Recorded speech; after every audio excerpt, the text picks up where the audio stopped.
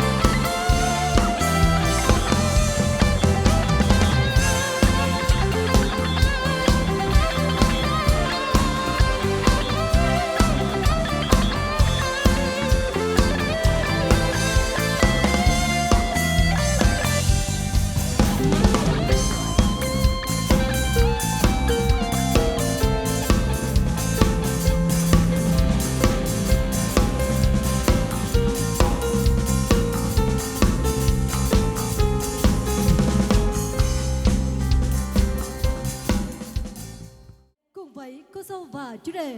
Đồng hành với đơn vị tổ chức sự kiện Hồng Anh em ban nhạc Emo kính gửi đến toàn thể quý vị một lời cảm ơn chân thành sâu sắc, lời kính chúc sức khỏe thành công, cứu lan chúc mừng nồng nhiệt trân trọng nhất.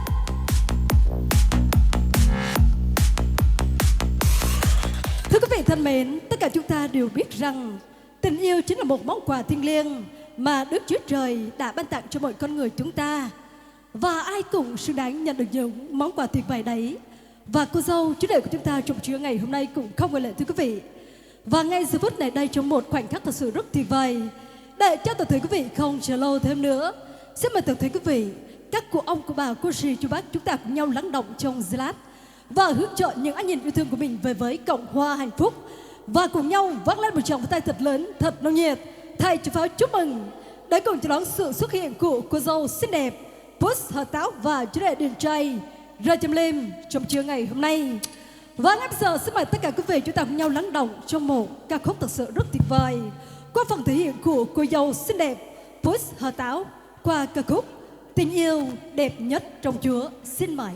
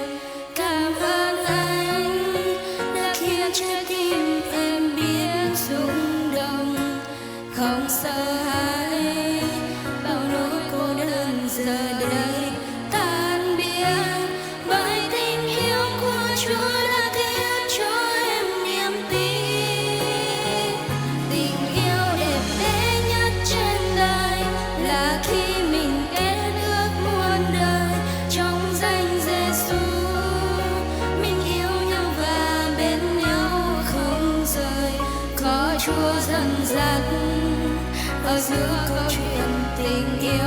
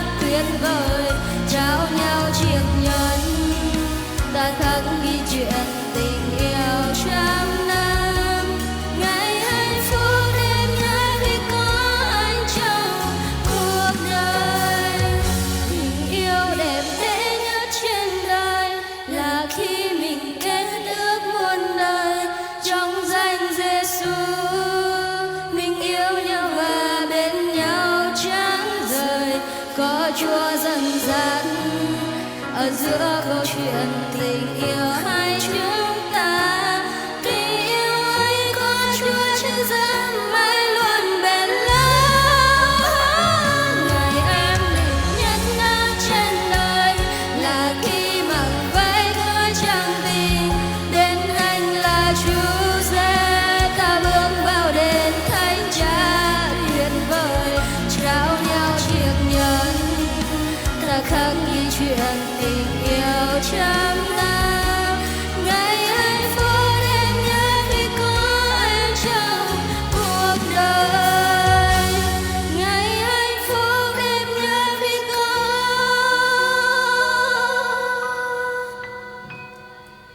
anh trong đời em.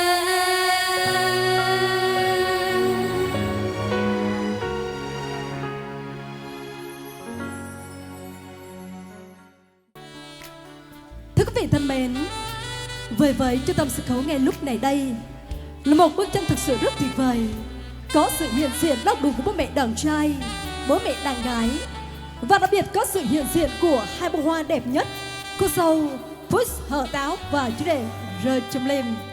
Thưa quý vị thân mến, yêu và được yêu là niềm hạnh phúc lớn lao của mỗi con người chúng ta, là món quà vô giá mà cuộc sống đã ban tặng. Sau một thời gian quen biết tìm hiểu nhau, và đặc biệt là được sự đồng ý của chính quyền địa phương, được sự tác hợp của bố mẹ đôi bên, và đặc biệt là được sự đồng thuận của cặp đôi trai tài gái sắc, thì đôi bạn trẻ của chúng ta đã tìm được bến bờ hạnh phúc của chính mình. Và lễ thành hôn ngày hôm nay đã chứng minh cho tình yêu của đôi lứa. Thưa quý vị thân mến, ngày hôm nay một ngày đẹp trời, ngày lành tháng tốt, ngày 24 tháng 2 năm 2026, nhằm ngày 8 tháng 1 năm Bính Ngọ, một lần nữa cho phép Hờ Sen long trọng tuyên bố lễ thành hôn của cô dâu Hờ Táo Sân Xuyên cùng với chị đệ Rơi Trong Lim xin phép được bắt đầu.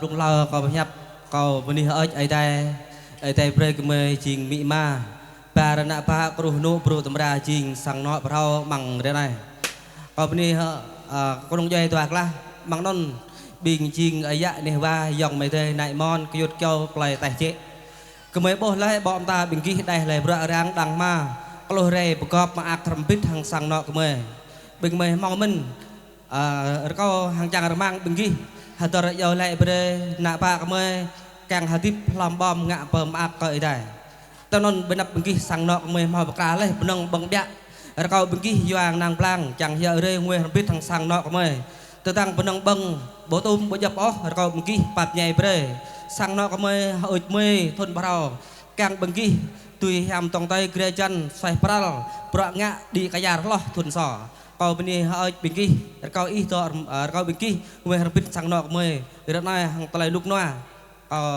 bini bình kỹ bini pi bang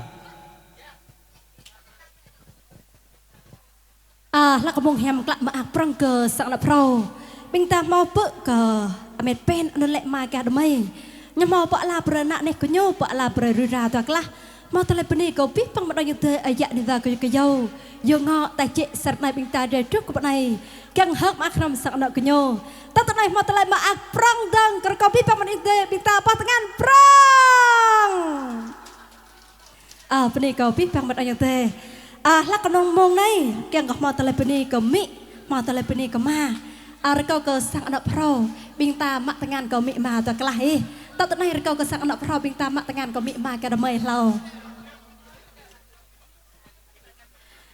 bình ta bóp mang ta lại tiệp một nửa của bình ta lại khắp có mỹ mà prong chắc đi mỹ mà bình ta ta keng người bình ta rong bình ta bự lan bự rây bự thuần bình ta bự đi rất bằng ayo như bằng prong với đâm ra với đâm với chiên cờ sạc nọ màu sạc nọ là có mò nạn nè trước bệnh nhân họ nạn ta chờ ta lại khắp có mỹ mà ta nâng đôi prong lóc cái nhà sĩ clong lóc cái chợ tràn sát này mò rời hực mà ai cầm mây chiên nạn nè mày mà ta lại bên prong print cả ama ami cả cây cả đầm mây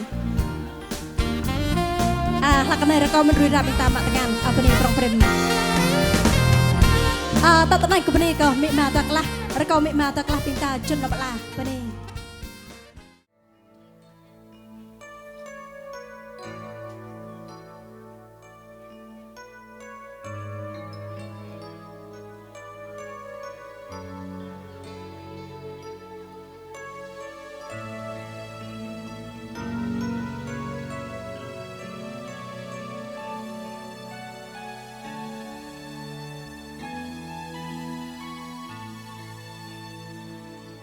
Trầm lòng thôi Chúa ơi ngày giờ này,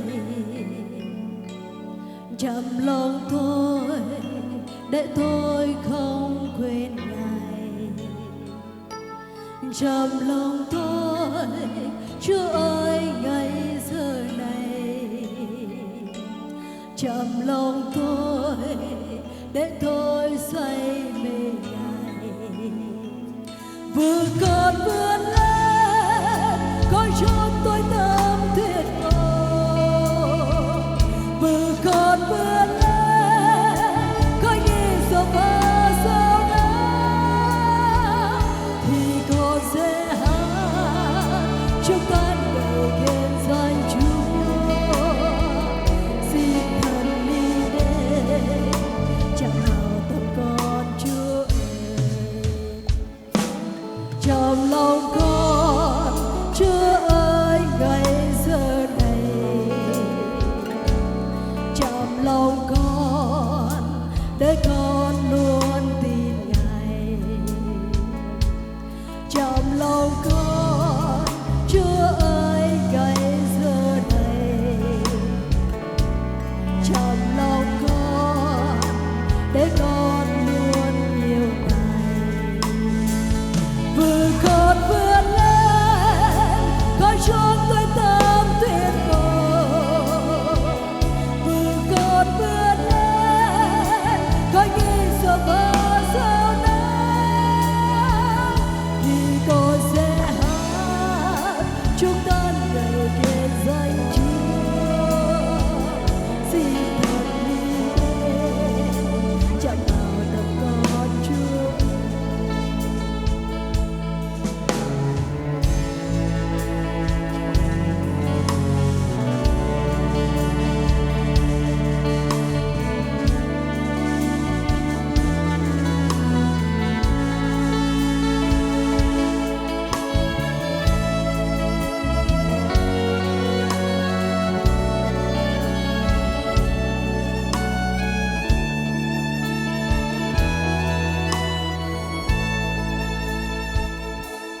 Trong lòng con Chúa ơi ngày giờ này, trong lòng con để con không xa Ngài. Trong lòng con Chúa ơi ngày giờ này, trong lòng con để con say mê Ngài. Vừa còn vươn lên coi cho tôi tâm tuyệt vời, vừa còn vươn lên coi như giờ mưa rơi nắng thì tôi sẽ hát chúc con đời khen danh Chúa. Xin thần linh đến chẳng nào tâm con Chúa. Trong lòng con Chúa ơi ngày giờ này, trong lòng con để con luôn tin Ngài. Trong lòng con Chúa ơi ngày giờ này, trong lòng con để con luôn yêu Ngài. Vừa còn vươn lên coi cho tôi tâm tuyệt vời, vừa còn vươn lên coi như giọt mưa rơi nắng thì tôi sẽ hát chúc con đời khen danh Chúa. Xin thần đi đến chẳng nào tâm con cơn mưa lên nói cho tôi thắm tuyệt vời. Mưa cơn mưa lên khói đi giờ mơ sao nắng. Tôi sẽ hát chúc con về thế giới Chúa. Xin thần linh đến chào tạm con Chúa ơi. Xin thần linh đến chào bao tâm con Chúa ơi.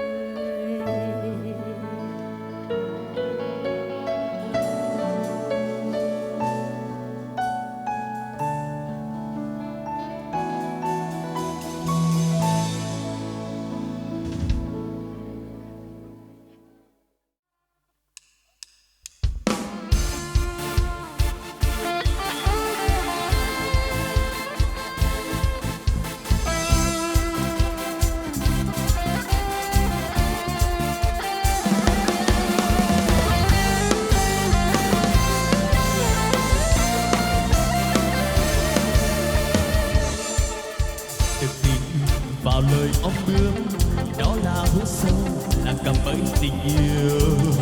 Đừng gieo phù phiếm xa hoa, đừng gieo nên là tôi kẻ bạc tình. Ở đời ai thật biết trước, ai thật ai hay thì còn biết mà yêu.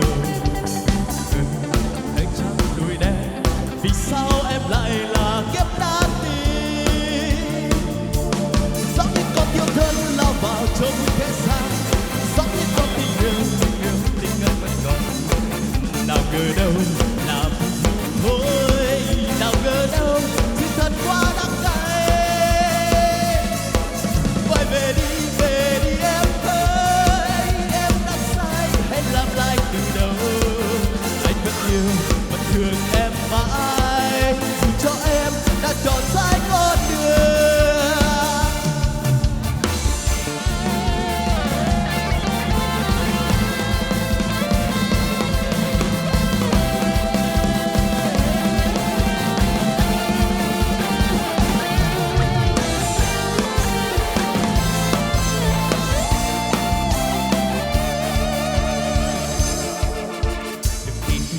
Vào lời ông bướm, đó là hố sâu, là cạm bẫy tình yêu. Đừng xem phù phiếm xa hoa, đừng gieo lên là tôi kẻ bạc tình. Ở đây ai lo biết trước, ai thật ai hay thì còn biết mà yêu. Thấy trăng đôi đen, vì sao em lại là kiếp đã tình. Giống như con yêu thân lao vào trong thế gian, giống như con tình anh vẫn còn. Nào ngờ đâu là thôi, nào ngờ đâu sự thật quá đắng cay. Quay về đi em ơi, em đã sai hãy làm lại từ đầu. Anh vẫn yêu, vẫn thương em mãi, dù cho em đã chọn sai con đường. Quay về đi em ơi, anh đã sai hãy làm lại từ đầu. Anh vẫn yêu, vẫn thương em mãi, dù cho em đã chọn sai con đường.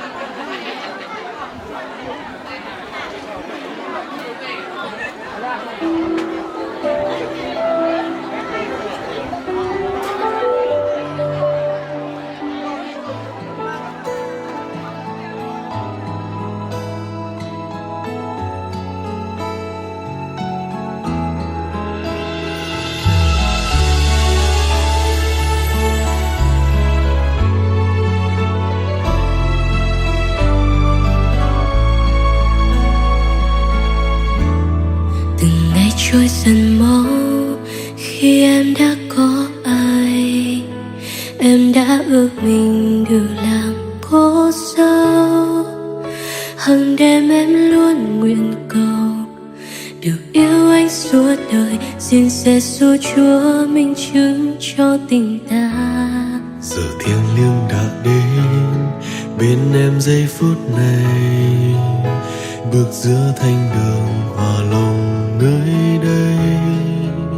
Hẹn rằng bên nhau trọn đời, chia nhau buồn vui, từ nay về sau mãi mãi. Xin Cha giúp chúng con thuần phục nhau luôn luôn, và luôn yêu thương không xa rời.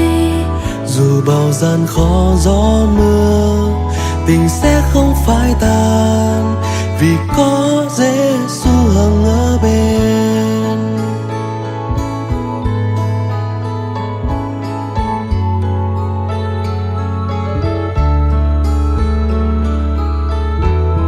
Từng ngày trôi dần mau khi em đã có ai. Em đã ước mình được làm cô dâu, hằng đêm em luôn nguyện cầu được yêu anh suốt đời. Xin Giêsu Chúa minh chứng cho tình ta.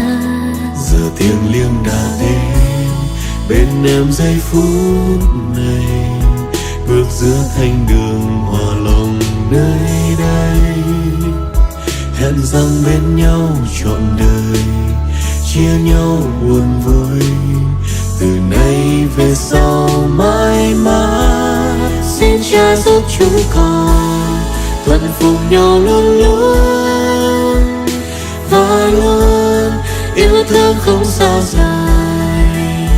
Dù bao gian khó gió mưa, tình sẽ không phai tan, vì có Giêsu hằng ở bên. Xin Cha giúp chúng con thuần phục nhau luôn luôn, và luôn yêu thương không xa dài. Dù bao gian khó gió mưa, tình sẽ không phai tan, vì có Giêsu hằng ở bên. Dù bao gian khó gió mưa, tình sẽ không phai tan, vì